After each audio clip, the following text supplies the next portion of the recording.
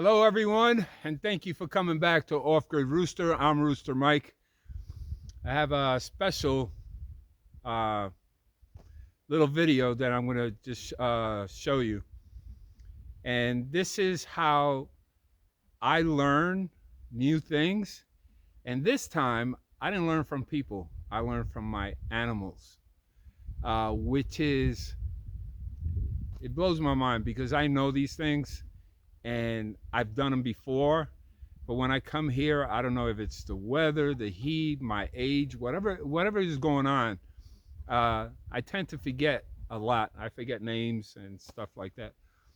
But other than that, let's get right to it. Don't forget to like, subscribe, hit that notification button, comment, share, check out my pages. All that information will be on the description page on this video. So let me start by giving you a little background. The other day, I was trying to train my dog Isa to herd, the goats. And she was doing fantastic. She is great with my hand signals and my voice, and she knows her left and her right. And then I tell her, bring back. And what she does is whatever she has, if she's chasing, she'll bring them back. She was doing well, but she was doing well when I'm here on the land by myself. And she taught me, and the goats taught me a valuable lesson before it even got worse. Um, a friend of mine blew the horn while going by, and I waved, and she came to my driveway. Isa heard while she was herding the goat. She heard the horn, and she knows nobody's supposed to be on this land, so she started barking, and her mind was on the job that she was supposed to do, and then she knows her job is to protect this place and to alarm. She's an alarmer, um, and she'll nip if she feels there's tension and with the other person or myself. Uh, well, what happened was I said, I'm saying wait to the person, just wait.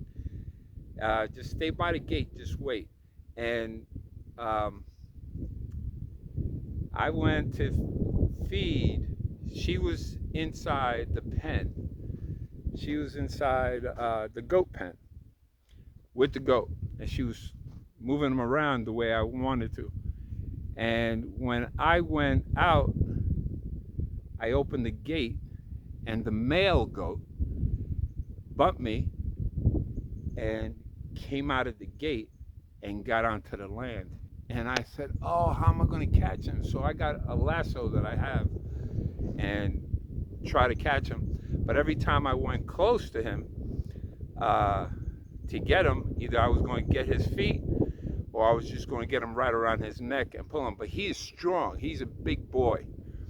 I couldn't do it. So he kept on walking, and I was so frustrated that I just said, I don't know what to do. I had the person wait at the driveway, and Isa took charge and came around and herded the goat back to me.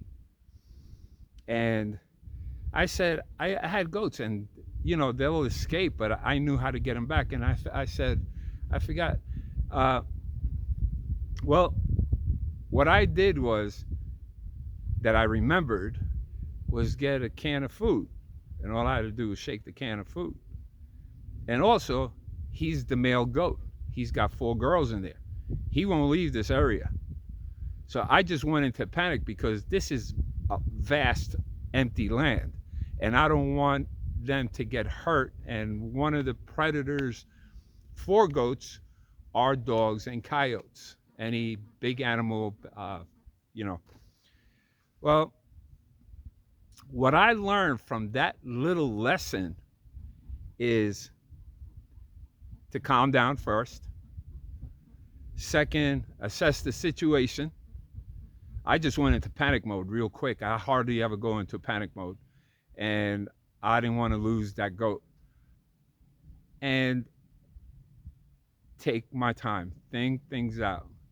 You know, like I say, a day at a time. Well, take your steps. Put my ego away because I'm not the big guy. He is right now. And Issa is trying to help, and I'm screaming at Issa, and it was like chaotic, just between myself, Issa, and the goat. The girls stayed. He pushed out, but this is the lesson he taught me. And this is what I have created because of that lesson. So here goes nothing. He got out of that gate right there. That gate you see right there. Right here. Bumped me out and took off. So after I got him back in, locked the gate up, came up with this idea that outside this gate, I'm going to make a chute. See, so I have a fence coming from that post. I'm going to still attach it. I just wanted to see how it works. And these are going to be stable and strong and not have an opening for them to get out. And here on this side, I did the same thing. Okay. Now on this side, from this gate, from this gate here, right here, all the way to this pole, I'm going to put another gate.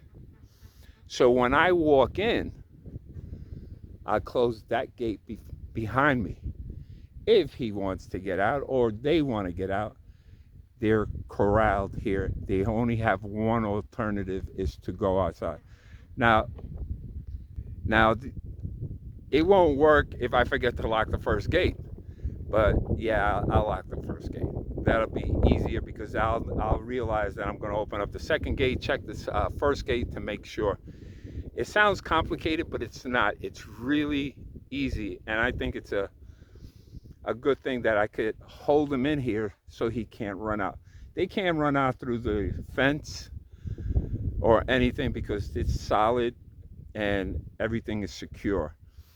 But this was the only place access to them, right here. So I would take this little thingamajiggy that I made up just to clip it on, and then I have the chain that I wrap it around the pole so they can't use their horns to pull it out. Or I usually put a lock when I leave, so just in case somebody decides, you never know, open up the gate to see the goats, and then they go inside and the goats escape.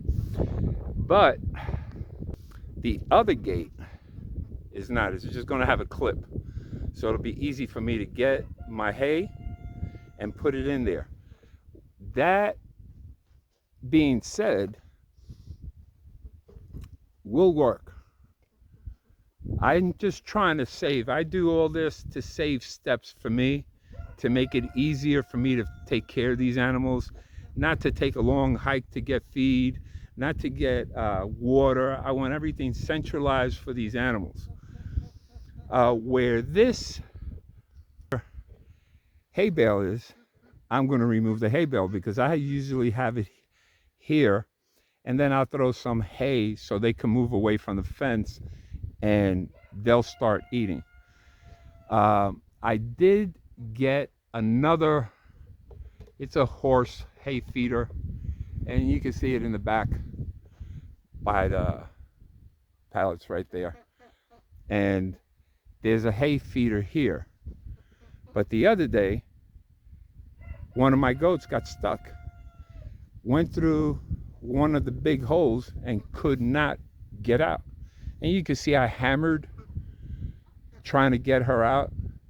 She was stuck, and I didn't realize that. I thought she was eating the hay that I had here for her. And I try to make it easy because it's right here by the fence. I just walk right here and put the hay from the bale. Uh, it took me a while to get her out. It took me a long while to get her out because she was really stuck. Her horns were a little bigger. I don't know how she got that little head with the big horns in there, but she did. And I didn't realize it until I went to get feed. And when I came out, all I hear is ma, ma, ma. You want me to do it again? Ma, ma. And I came to see because I was a distress call for goats. I looked at her and it looked like she was eating. Then I got a little closer and she was still because she wasn't eating, but she was moving around. She was alive. I tried to pull her head, angle it, and try to get it out. It did not work. Those horns are really hard. The skull is really hard. And it was a female. So what I did was I said I didn't want to break this feeder, this hay feeder that's homemade. And I have a smaller, like a smaller rack inside it so they don't stick their heads and get stuck. And I figure this is where, let me show you something. I put this here because the feeders are down here. So I put the grain on this side and I put the grain on this side. When they see me coming with grain, they come around, start eating, and the other ones come around to the other side and eat here. When they want the hay, they come on this side, and then they come on the other side to eat their hay. Forgot about that. I didn't put the square pieces like this fence smaller on that side or against this. This side I didn't worry about because they can't get through it. It's up against the fence. But I forgot about that other side. So they taught me. They said, if you want us to stay in here, you got to do your due diligence and learn and fix things up. And that's what I did. I came up with the idea for the little chute. So just in case they do get out, they are here and I don't have to worry about it. I had to apologize to my Isa because I really went into a real panic. And I started screaming at her, no, go back home. And she would go back home. And she knew I needed help because that goat, when he bumped me, pushed me down to the ground, she came out running real quick. She's underneath the trailer right now, and she's looking at me. I don't know if you can see her. She is right there, right on the edge, and she's looking at me. If I move, she'll move. She's always around me. Luna is a guardian dog. Luna is the white one. She's the guardian dog. And what she does, she stays inside at nighttime and she sleeps with the goats. And she plays, she gets them moving in the morning. And she is real nice, she's calm when she comes outside. And mind you, she's in heat right now. And I have to get her spaded, and I think I'm going to do that this month coming up to get her spaded. Spading here is, I usually spade and neuter my dogs, but the price of $300 something each is ridiculous. But I found a vet that will do it for about $180. So I'm going to start with Isa because she gives big litters. And I have a neighbor's dog that came by, and you know what happens when boyfriend and girlfriend meet. So he did it again. I don't know if she is pregnant. I have her tied up all the time. I have her on a leash constantly. I don't have her loose. I haven't had her loose, but they manage a way. As a matter of fact, one of the ways were through that gate. He was on the outside, she was on the inside. I had to go into the trailer. I thought she was safe because she's locked up in there with the goats. And he was doing his thing on this side of the fence, and uh, that was it. And you know, it frustrates me because I don't want her to go through that. She just had these pups, and my these three boys that I have will be 6 months this month. So they're already feeling that urge. So I don't keep her with them. I don't keep Isa with them. The boys are separate. And on this side, right here, is where I am going to create the dog pen, a large dog pen. After I get them all neutered one by one, I'm going to put them all in there. Okay? So, story, and that's what I've been doing here. But I also have been, remember the chicken coop? Remember the boards that I had? Well, I changed my mind. I'm always changing. I'm always thinking, and that's what I think burns my brain cells. I'm always thinking at night when I go to sleep. My brain does not shut off. I'm always thinking of something else. I'm getting a little cabin. I'm getting a little cabin, and it's going to go. Let me see if I could show you. I'm going around so you don't see the pen. Yeah, it's going to go right here. It's about 10 by 11. Hold on for 1 second. That's my radio. That's the emergency radio I always carry with me. And this is the one I said, if you guys got coming down here and you're going to live down here, try to get a radio like this. It's a Baifeng, and it travels miles, and it has to be programmed. And we have people here that do program it. I keep it on all day, nighttime. I'll turn it off while I'm charging it, so to charge fast. And then I carry it all day with me. Okay, let's get back to this. Well, it's going to be a cabin. It's going to have AC on it. All I have to do is hook it up to my solar, and a friend of mine is coming over to adjust. He's going to put a new controller on it so I could get power. And I'm also,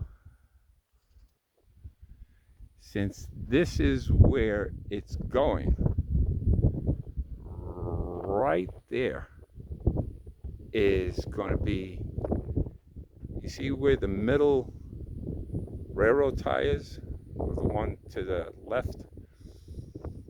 The left space is going to be where the feed's going, with a door, so I can stay right there. The hay bale is going to go right between that container in front of that feeder, so I can grab it, go through the gate, and then come back out and do what I have to do, is feed them. On the other side of that railroad tie is going to be a toilet, shower, and what else? Sink. So, and a door on this side. So I'll put the cabin on this side. If I have to go to the bathroom, I just go outside and do whatever I have to do, and then go back in. It'll be warm. It's warm here, maybe by 85-90% of the time. But what I also did, I took the boards out. I put pallets. Those are metal plastic pallets with vents. So for now, the dogs can sleep there. And then my next step is to put the shade on top. That board is coming out. I'm going to attach it. It's strong as a rock because I screw them together. Then I screw them to the post, to the T-post together. It's coming along. It's a lot of work. Excuse me. It's a lot of work, but I was able to barter a lot of the things that I needed, and I'm going to show you that right now. Uh, People here are amazing, most of them. And what I am going to do is what you see here. I have a toilet bowl, the one that I had there. I have a sink down here. I have 3 other sinks there. And that's there was somebody coming down the road. Isa came out real quick and looked. Well, that's, and I have also a shower stall with the walls that I'm going to put after I build the building. It's going to be small. It's going to be maybe about 8 foot tall. I'm 6'3", and it'll be just perfect.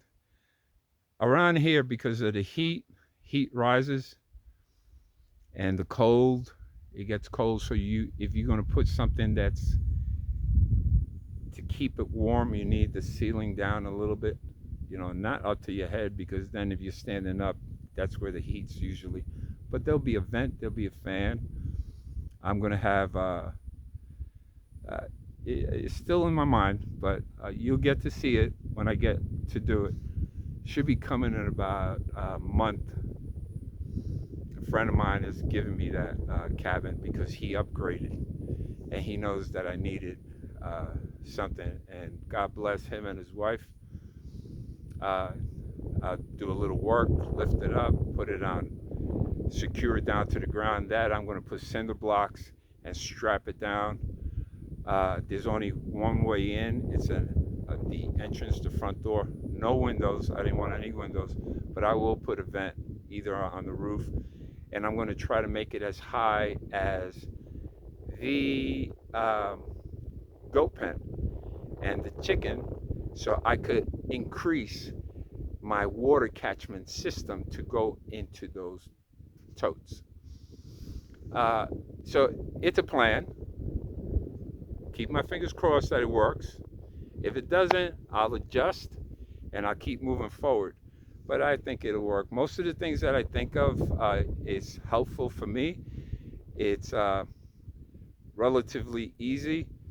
Not trying to spend money that I don't have, because I just have to take care of myself, doctor bills and food and gasoline to get all this stuff. I don't want to use a generator because prices here, gas is almost $5 down to the closest area is 4 or something. It goes up and down. But using gas for my van, for my generators, for everything that I need power, it's eating up a lot of the cash. Most of my cash is going towards gasoline. My van's 7 to 8 miles per gallon. I still have to tweak. And I also want to say thank you to P-Bear. She sent me a book, a Haynes book for that van, so I could try to diagnose the best I can what I need to do to fix. I know I have to check the wires. I've done it before, but I'm not like real versed on that type of an 84. It's a 84 G30 5.7 engine. But and she also sent me shade covers. And thank you for doing that. That helps me out. That helps me take my next step, finish this a little sooner. Little things I'm going to buy right now. I try to adjust my wish list on Amazon because I had things that were from when I started this journey, and they were all outdated. you'll see it if you look at the Amazon wish list. I've got to get tools because that one battery keeps going dying out. And to buy a battery, might as well buy the tools because batteries are like about 120 bucks, $130 for a battery, and then you use it on your charger, and they don't last long because either the brand or whatever. But I'll get it. I'll get things done. It just takes a little time, a little planning, and everything. But these people here helping me out, I had to reflect. There was one of our community members that reminded me that you've been moving really fast. You just don't see it because you're caught up in it. And she was correct. She was correct. She said, take a look how far you have gone in a short period of time, because some people, it takes them years. And when I mean years, like 15 years to get something going. And then they live like in a little shack until they try to accumulate the pieces they need to start building. And I keep telling people, instead of the money, which money's always king, but bartering system. I'll do work, or if I'm not using something and I'm not going to use it, come by, see if I'm going to use it, you can take it.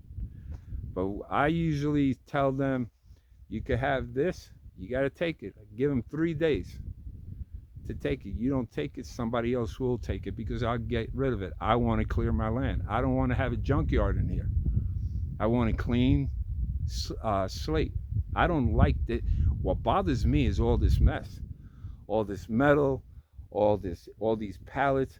But it's a work area right now, so I have to keep that in mind. Again, like, subscribe, share, hit that notification bell. You'll be helping me out doing that. Check out my bonfire t-shirt, off-grid t-shirt shop that I have in my wish list. And God bless you, and keep coming back, because I'm going to have other videos other than this, and you'll get to see me do it. As a matter of fact, when I put those gates up, I have to devise a way to put them, and I think I'm going to use hose clamps to hold that gate, that they won't come, because it's hard to drill in those. You have special metal screws, but you got to drill, and I don't have the tools to do all that. So it'll work out. It always does. It might not work out when I want it to, but things come. God knows exactly. He's always taking care of me. Sometimes I see it. Most of the time I see it. Sometimes I don't. And when I don't see it, I get frustrated. And then after it comes on his time, not my time, it's thank you.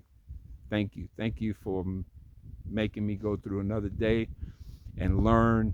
And I thank them for sending these animals to teach me things. Now, what I learned, I pass it on to somebody else. You got a few people in this whole area that have some goats. I'm trying to create meat products like the chickens. I have the hens are sitting on 40 eggs. So I'll have total about 60 chickens by the time I'm done, and then I'll stop there. And then I collect the eggs, and if I need meat, because these are dual birds, egg layers and meat birds. So I need meat, or if any of the community, for a small fee, you don't have to travel, spend all the gas to get chicken. You get fresh chicken. You can't get any fresher here. Pluck the feathers and do what you got to do. And the same thing with the goats. That's the reason. I get milk from them. I could get cheese from them. I can make candles out of their stuff, But it really does work. Oh, and goat milk. Goat milk is a big thing. And goat milk is, I think, hypoallergenic. It's healthy for you. So I'm thinking in advance. I will be getting other types of birds, such as quail, meat bird, Cornish hens, meat birds, uh, meat rabbits, which are Flemish giants. They call them Flemish giant rabbits. And then I'll start setting. But that's down the line. This will help me survive. And I also, the last thing before I let you go, I've been experimenting because my dogs, I put potatoes in the tires. That's how I grow my potatoes. And then once those are ready, I put more dirt, put more potatoes, and they keep growing. But they ate them, and it would take me a long time to get them. So I planted beans in my tires. So this is navy beans. These are navy beans. It's a 2-tire tier with dirt, vitamins for them. They have been growing for maybe about a week. They grew up like that real quick. Now I have these other tires that in the evening, you have mice and stuff like that. They like to dig. Well, there's a board underneath that bottom tire so they can't climb up and eat anything of mine. Then I stack this tire on top of that right there. Then I stack the other one, and then the bottom one, I have a netting, metal hardware cloth that I put on top. So if they do decide to climb and try to get the food, they can't penetrate it. It's worked before. I think I went to sleep, and I had the dogs running. I took a little nap. And then when I came back, the little puppies decided to climb in and pull everything out. I used the greens for the chickens. I used the greens that grow for the goats, so I give them something extra. Anything that grows is fine. We don't have, as you can see, a pasture with grass. So they pick on the bushes, the greasewoods, the mesquite trees, everything. Even cactuses, they know to bypass the thorns, and they'll eat just like everything. They know their survival. So again, thank you for watching. See you again in a few. Give me a couple of days and I'll post another video. Thank you.